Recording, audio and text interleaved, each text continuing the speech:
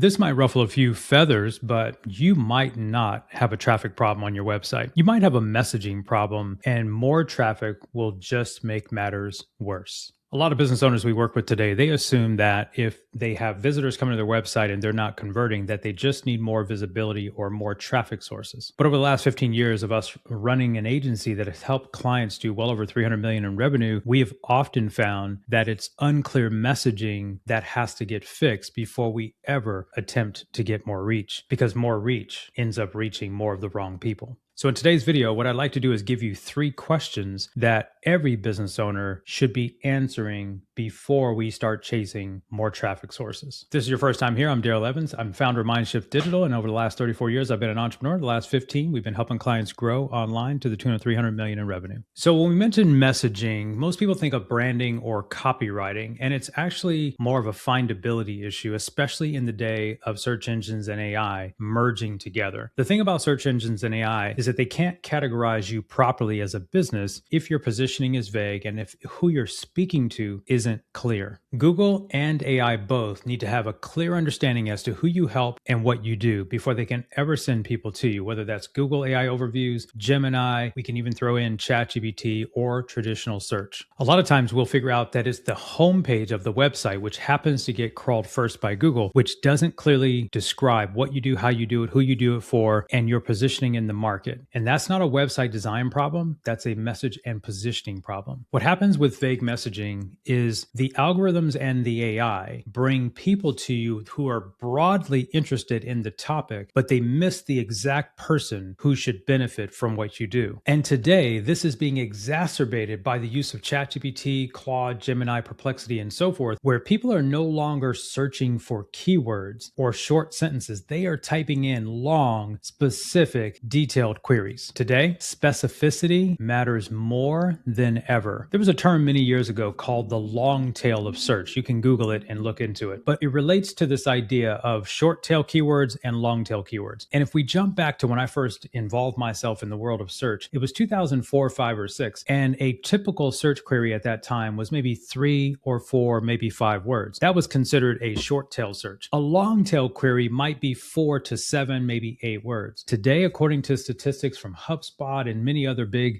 data engines who gather tons of research, they are noticing trends where the average query in search is 20 something, 23, 24, 25, 26 words, up to 40 and 50 words. Let me ask you about your prompt strategy. Compare that to your prompt behavior. So in our agency, when companies come to us and they're struggling with traffic or conversion, we always take them through an audit. And in this video, I'm going to give you the top 3 questions. So let's dive into each of those that are important for you to audit your own messaging and positioning in the market. Question number 1. It may sound elementary and you might say, well, I already know this answer, but it's really important to come back and break down who it is that you actually help. Not the industry, but the specific person, their role, their situation, and most importantly, the problem that they are dealing with on a daily, weekly, or monthly basis that would trigger them to search or query for a solution like yours. In my work, unfortunately, when we ask this question, the answer comes out as anyone who X. And that is where one of the first gaps show up. Now, I expect some startups to run into that answer, but I do not expect companies who've been around for 5, 10, 15 years selling their thing to answer anyone who blank. That's actually the beginning of the end. The thing about what you have to do with who you actually help today is get super specific, not just about the demographic side of who they are, but more so the psychographic and how they think about the problem. That way, the AI engines, Google,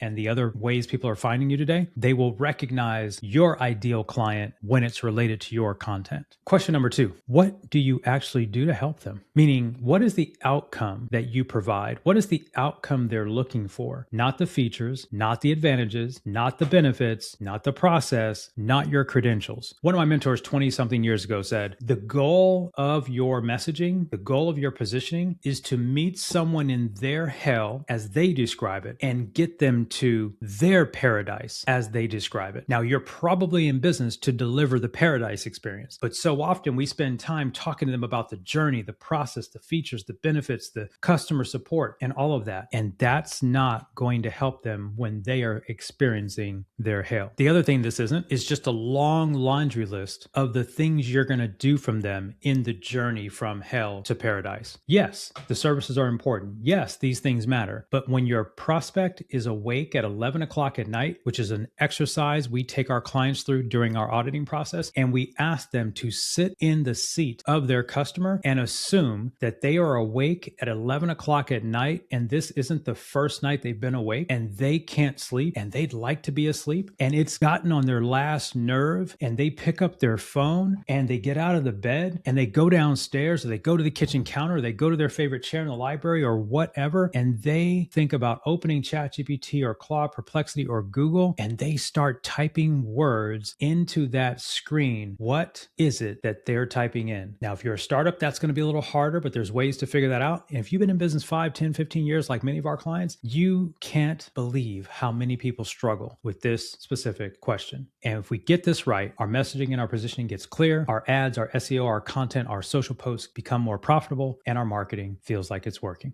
Question number 3, why you and not someone else? This is one of the hardest questions, and it's not just about differentiation. I think a lot of times academia uses this word, what's your differentiating factor? What makes you different than your competitors? And I do agree some of that matters, but most of us, unless you're creating something super unique in the market, the differentiator isn't a feature, advantage, or a benefit, which is where a lot of people go. Or they land on platitudes like, we've been in business for 35 years, we're locally owned and operated, our license number, we're licensed, we're in all of these. That is not differentiation. Here's what it is. It's your point of view. It's your philosophy about how to get them from hell to paradise. It is a little bit about your process, and it's probably about the proof of how you've done that for previous customers who look like them. What you don't want to do is sound like everyone in the search engine or in the AI engines or in your category, because if you do, your prospect will treat you like everyone else, a commodity. So those 3 questions, once again, question number 1, who do you actually help? Question number 2, what do you actually do for them? Question number 3, why you and not someone else? And let's be clear, it is okay if it's someone else. You don't want to work for the wrong clients. So these are just 3 to give you a starting point. Here's how to execute on these 3 questions. I want you to just take and start with one of your best clients, the one who needed you the most. And I want you to think about what you wrote about to that one person very specifically. I want you to go back and look at your homepage, and I want you to evaluate the headline. Are we clear about who we are, what we do, and why it matters in one sentence above the fold? I want you to think about whether your language that you're actually using is language your prospect would understand at 11 o'clock at night, and it's not full of industry jargon, words that only you and your industry folks would understand. One thing we often find in this example that is so simple is just using the words of real customers instead of the words that we use in our industry. And then I want you to run what we call as the AI tests, whether that's ChatGPT, Gemini, Perplexity, whichever one it is for your market. And I want you to type in who is the best provider of your service in your market or geography. And I want you to see what ChatGPT, Gemini, Perplexity, in fact, I'd ask you to run it on all 3 or 4 of them so you can see how each of them are giving you different answers. It isn't to make you panic about how each of the engines are showing up differently. It's to bring you to a level of awareness that the rules of this game have changed forever. We used to just play with Google primarily. Bing was a little bit in the game. But today, every platform that has AI is essentially a search engine. And whether you believe it or not, that means social media, TikTok, Instagram, Facebook, Google, ChatGPT, Perplexity, they are all search engines. There is no longer a moat on Google. Yes, Google is still number 1. Yes, Google still owns YouTube, the 2 most trafficked sites in the world. Yes, those are both discovery engines. We're not saying to downplay that, but we are all. The gates are open. We can all use any tool today. All right, if you've made it this far in the video, I'd like to invite you to attend our Marketing Blind Spot workshop. It's a free 90-minute workshop where we walk you through the 6 major areas of our marketing audit that we run with clients to help them deal with the issues we talked about in this video and others on this channel. It's absolutely free. It's 90 minutes. Bring along your information about you and your business. Bring along your favorite AI tool. We're going to work together with you to help you identify where your marketing may or may not be working and what to fix first. 100% free. It's 90 minutes. Coming up soon. Links in the description. If not, we'll see you in the next video. Take care.